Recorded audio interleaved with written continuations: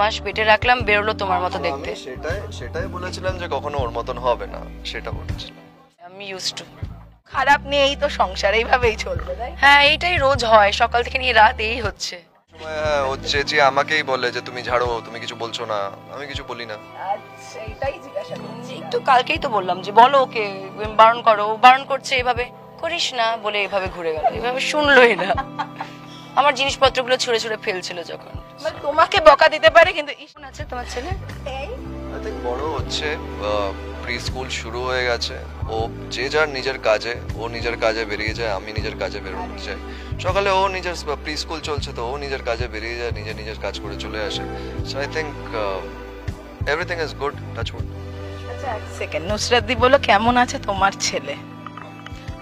তোমার ছেলে বিকজ ও শোনে শুধু নিজের বাবার।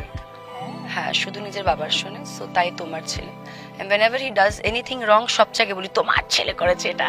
বাহ, এতদিন শুধু মায়েদের দোষ দেয়া হতো, এবার ইয়াজদা তোমার দিতে পারবে না এই বিষয়ে।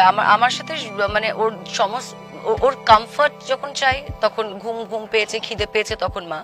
আদারওয়াইজ ওর খেলা করা, লাত খাওয়া, রোম্যান্স করা, বাবাকে রোম্যান্স করে।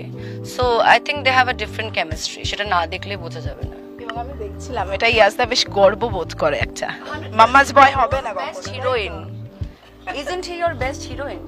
মামাস বয় বলেনি, he looks like me. He looks absolutely like you. মানে that is such a মানে despair for me যে আমি 9 মাস পেটে রাখলাম, বেরোলো তোমার মতো দেখতে। আমি সেটাই বলেছিলাম যে কখনো ওর মতন হবে না, সেটা বলেছিলাম।